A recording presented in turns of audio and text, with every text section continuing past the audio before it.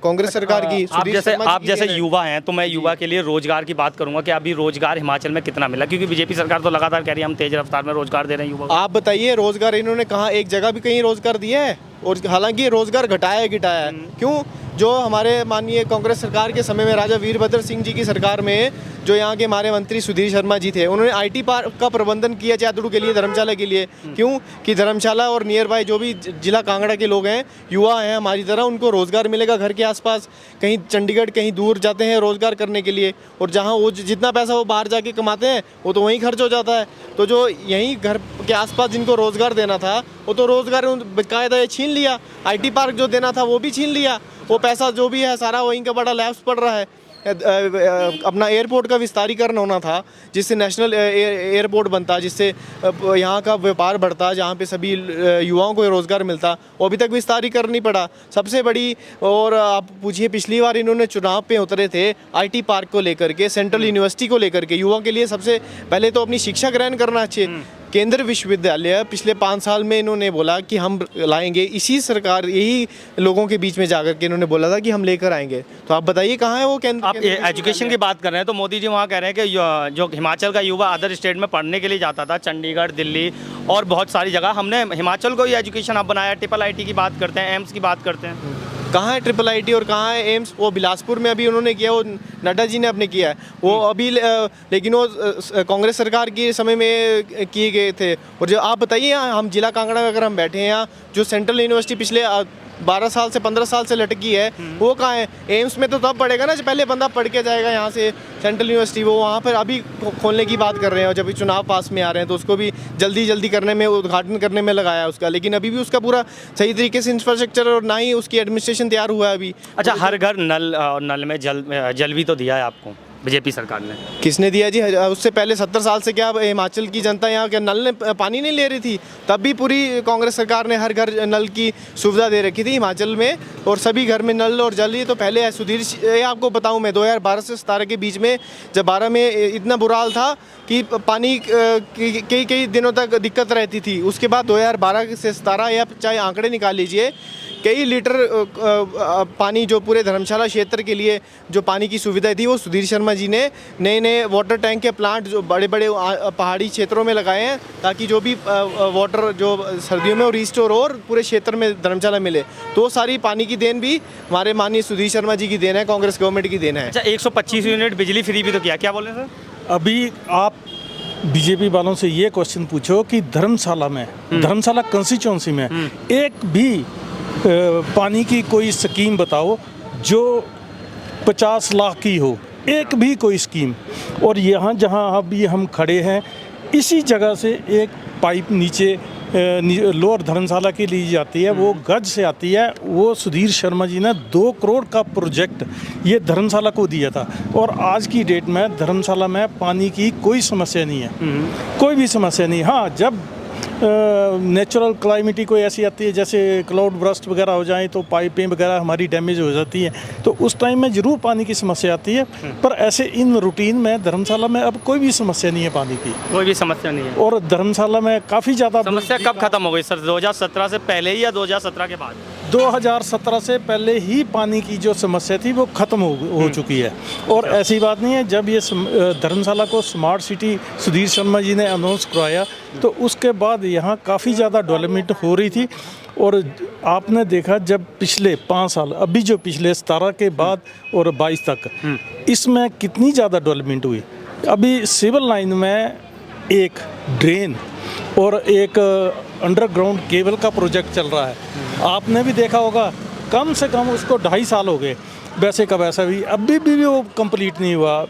बस चल रहा है, धीरे धीरे काम चल रहा है, रफ्तार क्यों नहीं आ रही है? मैं तो ये कहता हूँ, सुधीर शर्मा जी ने जो प्रोजेक्ट हमारे लिए धर्मशाला के लिए दिए हैं, उनके मुकाबले में एक भी प्रोजेक्ट 2 करोड़ का बीजेपी गवर्नमेंट ने अगर धर्मशाला में दिया है तो हम मानते हैं इसमें। आप कह रहे हैं रफ्तार नहीं आ रही, वो कह रहे हैं एक बार और मौका दीजिए, 2022 में रफ्तार आ जाएगी, और तेजी रफ्तार से काम हो रहा है। नहीं तो रफ्तार ही पकड़ते रहेंगे। 5 साल में रफ्तार नहीं पकड़ी तो आगे 5 साल में कैसे रफ्तार पकड़ेंगे? तो आएगी ना भैया, रफ्तार तो आएगी, कुछ शुरुआत की हो। उन्होंने तो शुरुआत नहीं, 5 साल का पूरा बेकार किए पिछले। आप कह रहे हैं शुरुआत नहीं की, मोदी जी कह रहे हैं पिछली सरकारों ने कोई काम नहीं किया, 20 सेंचुरी के काम हम कर रहे हैं और इस बार हमारी सरकार आएगी हिमाचल में तो हम 21 सेंचुरी के ही काम स्टार्ट कर देंगे। मोदी जी तो आप अगली बार अभी महीने बाद चुनाव करा जी, वो 22 सेंचुरी की बात भी करना शुरू कर देंगे। अच्छा। वो तो हर जिस प्रदेश में जाते हैं उस प्रदेश की भाषा लेकर के वहीं पे बोलना चला शुरू कर देते हैं, लेकिन धरातल पे कुछ नहीं होता। अगर धरातल पे होता, आप लगाइए जो भाजपा के विधायक थे पिछले 3 वर्षों से यहाँ से, अगर उन्होंने इतना ही कार्य किया होता अपने क्षेत्र में तो उनको विधायक की टिकट क्यों काटते? अच्छा, उन्होंने तो अपने विधायक की टिकट काट दी। अच्छा, क्यों? बीजेपी में 19 विधायकों की टिकट काटी गई है इस बार, जो पिछली बार थे। तो क्या लगता है आपसी कोई रंजिश चल रहा है? रंजिश नहीं, ये खुद बताते हैं कि इन्होंने बीजेपी सरकार ने कोई कार्य नहीं किया और वो उस जो कार्य इन्होंने नहीं किया वो टिकड़ा उनके सिर पर फोड़ने के लिए उन पे कर दिया, ताकि नया चेहरा सामने लाएंगे कि जनता सोचेगी कि ये नया चेहरा ये काम करेगा। लेकिन पिछले तो क्यों कुछ किया नहीं, तो भाजपा की सरकार थी, तो ये सिर्फ उनकी स्ट्रेटेजी है और कुछ नहीं। लेकिन जनता सब समझदार है कि उनको पता है भाजपा ने कोई काम नहीं किए और इस बार माननीय हिमाचल प्रदेश में हिमाचल प्रदेश में कांग्रेस की सरकार आएगी और धर्मशाला में सुधीर शर्मा जी दोबारा आएंगे। ताकि जो बचे हुए कार्य बचे हैं, जो करोड़ों रुपए की स्कीमें जो वहीं पे लटक गई थी उनके जाने के बाद 17 के बाद, वो वापस नए प्रोजेक्ट दोबारा। बीजेपी कह रही है कांग्रेस सिर्फ परंपरा पे बैठी रहेगी कि हर 5 साल में सरकार बदलती है और हम इस बार परंपरा बदलेंगे और सरकार रिपीट करेंगे। कैसे रिपीट करेंगे? वो सरकार तो इनसे रिपीट की नहीं जाएगी। कैसे सरकार रिपीट होगी? महंगाई आप देखो, आज की डेट में टमाटर देखो, कोई भी सब्जी 60 रुपए से नीचे नहीं। कह रहे सर डेवलपमेंट भी तो हुआ है बहुत सारा और वेतन भी तो बढ़ा है लोगों का। कहाँ डेवलपमेंट हुई होती है तो वेतन कितना बढ़ गया? वेतन कितना बढ़ गया? आप ये बताओ। ओपीएस का मुद्दा आज दिन तक इनसे शॉर्ट आउट सर, ये ओपीएस का मुद्दा सबसे बड़ा मुद्दा है हिमाचल में और सबसे ज़्यादा मैंने बात भी की ओपीएस वाले, कहते हैं ओपीएस फॉर वोट। तो क्या होने वाला है इस बार हिमाचल में ओपीएस को लेकर? देखो, वोट फॉर ओपीएस चल रहा है, वोट फॉर ओपीएस चल रहा है। इसका मतलब आप ना बीजेपी ना कांग्रेस किसी को वोट मत दो, ओपीएस को वोट दो। ओपीएस ये आज कांग्रेस के फर्स्ट पहले मुद्दा है ये ओपीएस का और टॉप प्रायोरिटी पे यही मुद्दा रखा गया है। और सब जितने भी पेंशनर होल्डर हैं उन्होंने ये कसम खाई है कि हम कांग्रेस को वोट देंगे। जयराम जी वहाँ बयान देते हैं कि जिसको ओपीएस चाहिए चुनाव लड़िए, सांसद बनिए, विधायक बनिए, नेता बनिए और अपनी पेंशन बांधिए। और वहीं पर कांग्रेस कहती है कि हम 10 दिन में ओपीएस बहाल कर देंगे। क्या लग रहा है आपको, क्या चल रहा है राजनीति में? ये देखो, ये तो बात कहने वाली नहीं है। एक मुख्यमंत्री ऐसी बात करें तो अच्छा थोड़ी लगता। उसका जवाब जनता उन्हें इन चुनावों में जरूर देगी, जरूर देगी जनता उनको जवाब। अच्छा। सारे ओपीएस वाले इकट्ठे हुए हैं और सारे यही चाह रहे हैं कि हमें वही सरकार चाहिए जो हमारी पेंशन बहाली करे। क्यों? क्योंकि जब आदमी रिटायर होता है, रिटायर होने के बाद एकदम दिन और रात आता है। जिस दिन वो रिटायर होगा उस दिन तो उसका दिन होगा, नेक्स्ट डे उसकी रात चल पड़ती है। क्यों? क्योंकि देखो हमें भी पेंशन नहीं है।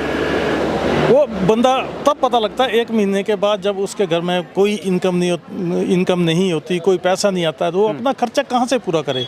आज की डेट में देखो महंगाई इतनी ज़्यादा है, बंदा कोई घर बनाता है, घर के लिए पैसा खर्च करता है, बच्चों को पढ़ाता है, अच्छी शिक्षा देता है, तो एंड में उसके पास क्या बचता है? एकमात्र सहारा होता है पेंशन, वो भी इन्होंने छीन ली। तो नुकसान होगा क्या ओपीएस को लेकर बीजेपी को इस बार? 100% नुकसान होगा सरकार को। अच्छा। जो जबरदस्ती इशू बना के बैठी है कि हम बहाल नहीं करेंगे, नहीं करेंगे तो ठीक है भैया, आपकी मर्जी। कांग्रेस ने तो वायदा कर दिया है कि ठीक है हम आएंगे, हम ओपीएस को बहाल करेंगे। कितना भरोसा है आपको कांग्रेस पे कि कर देंगे? अब देखो, जो बंदे गरज के बोल रहे हैं और सबको उन्होंने आश्वासन दे लिया हुआ, कोई बात नहीं हम बहाल करेंगे, वो करके दिखाएंगे, वो करेंगे। अच्छा सर, आप बीजेपी को इतना मतलब बोल रहे हैं कि कुछ काम नहीं किया। सर 1-2 काम तो 5 सालों में जयराम जी ने किए होंगे ना, वो बता दीजिए। हमें तो दिख नहीं रहा है कुछ भी, एक भी काम नहीं दिख रहे। हमें कुछ भी बता दो तो आप। बोलते हैं कुछ होता तो बोलते ना, कुछ अच्छा। दिख ही नहीं रहा है, किया ही नहीं तो दिखेगा कहाँ से? नहीं, 1-2 काम तो किए होंगे इतने सालों में। नहीं काम किए होते हैं तो शायद उनको अपने जो कैबिनेट मिनिस्टर से उन्हीं का विधानसभा से अलग करना पड़ा। नूपुर से हरकेश प्राणी जी को फतेहपुर से लाना पड़ा उनको। सुरेंद्र चौधरी जी की टिकट कट रही थी, वो बाई चांस उनको टिकट मिल गई है। महेंद्र सिंह जी का टिकट कट गया। वहाँ से कुल्लू से 3 नॉमिनीज थे, जो महेश्वर सिंह जी थे, महेश्वर सिंह को टिकट नहीं मिला उनका। कहाँ ये करेंगे? तो रिवाज कैसे बदलेगा इनका? जब इनकी कैबिनेट मिनिस्टर ही सेफ ही नहीं है तो रिवाज कहाँ बदलेंगे? इस बार फिर हिमाचल की जनता क्या करने वाली है? देखो जी, हम हिमाचल की जनता तो कांग्रेस के साथ है। जो आज तक का इन्होंने हमारे भाई बंधु ने बताया है, ये यहाँ के मालिक हैं मुन्ना लक्ष्मण, इनसे पूछ लीजिए, इनसे ये ऑर्नामेंट की शॉप रखते हैं, मेरी इलेक्ट्रॉनिक की शॉप है। तो आज जो देख लीजिए आपके सामने ही है, मार्केट ख़त्म हो चुकी है ड्यू टू मोदी जी के ये डेवलपमेंट की कोई है नहीं है, क्योंकि हिमाचल जो है टूरिज्म पर चलता है, टूरिज्म है ही नहीं है। तो मोदी जी तो कह रहे हैं हम टूरिज्म को यहाँ पे रेस बहुत कुछ कहते हैं जी। अच्छा। मोदी जी कहते कुछ नहीं है। मोदी जी सिर्फ अडानी और अंबानी को कैसे फायदा कराना है, बस वो वही सोचते हैं। उसी तरीके से पीछे से उन्होंने किसानों को भी कितना परेशान किया था, वो आप सभी जानते हैं। मोदी जी सिर्फ अडानी अंबानी को कैसे अमीर बनाना है वो सोचते हैं। एक आम जनता, आम जो एक छोटा कारोबारी है, उसको कैसे बढ़ावा देना है, वो मोदी जी नहीं। सम्मान निधि 2000 रुपये दे तो रहे हैं किसानों को। सम्मान निधि 2000 से क्या होगा? अच्छा। आज के समय में इतनी महंगाई में आप बताइए, क्या 2000 रुपये में तो उनका पूरा खर्चा निकल जाएगा? उनका तो मुझे लगता है जो दिहाड़ी में उनका जो खर्चा आता होगा वही एक दिन में हो जाता होगा जितना वो सम्मान निधि। मोदी जी ड्रोन से आलू भी तो मंगा रहे हैं, किन्नौर से बोल रहे हैं कि ड्रोन से आलू आएंगे, टेक्निक हाँ, वो अभी चुनाव है, अभी बहुत कुछ है। ड्रोन से भी क्या अभी हो सकता है, वो अपने हेलीकॉप्टर भी भेजते हैं आलूओं के लिए, टमाटरों के लिए, सब कुछ कर सकते हैं अभी चुनावी समय में। चुनावी जुमले लग रहे हैं। हाँ, सब चुनावी जुमले हैं ये। कामकाज नहीं हो रहे क्या? कामकाज कोई नहीं है। इन्वेस्टर मीट की भी तो मैं कह रहा हूँ, सरकार बनने के बाद आए थे, इन्वेस्टर मीट में भी जुमला दे के गए थे, अभी तक कुछ कोई कार्य नहीं हुआ है। सर काम नहीं हो रहे क्या? कहाँ काम हो रहे हैं, हमें तो दिखाई नहीं देते क्या काम हो रहे हैं। तो फिर क्या करने वाली जनता इस बार? जनता बदलाव चाहती है। मार्केट की खास कर लो। हाँ, मार्केट में धर्मशाला में आप देख लीजिए, एक ऑटो वाली बाजार है, यहाँ आज दिन तक पार्किंग नहीं बनी। अच्छा। लोग यहाँ परेशान हैं कि यार गाड़ियाँ कहाँ खड़ी करें, यहाँ कोई बाजार में आता नहीं है, जाता नहीं है। कह रहे समय दीजिए, हम विकास करेंगे, और समय दीजिए, थोड़ा समय हुआ 5 है। साल तो बीजेपी को दे दिए, हाँ। तो कितना देंगे आप?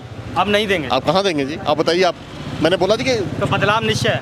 100%। तो फिर बीजेपी नहीं तो फिर कौन सर? कांग्रेस आएगी। कांग्रेस। यहाँ दो ही पार्टी चलती है, बीजेपी कांग्रेस, और आप पार्टी का तो नामो निशान नहीं है।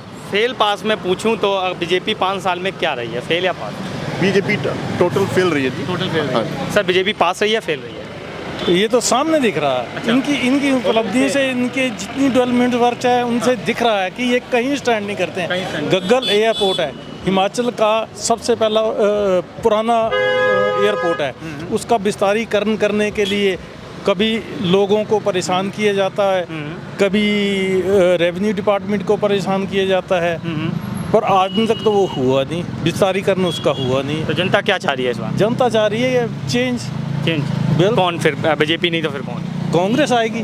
सर बीजेपी पास है या फेल है? फेल है जी। इस बार जनता चेंज करेगी, तो वापस अपने डेवलपमेंट लोगों को लाने के लिए, वापस डेवलपमेंट के लिए कांग्रेस को फिर से वोट देगी, और प्रदेश में कांग्रेस की सरकार बनेगी 8 दिसंबर को।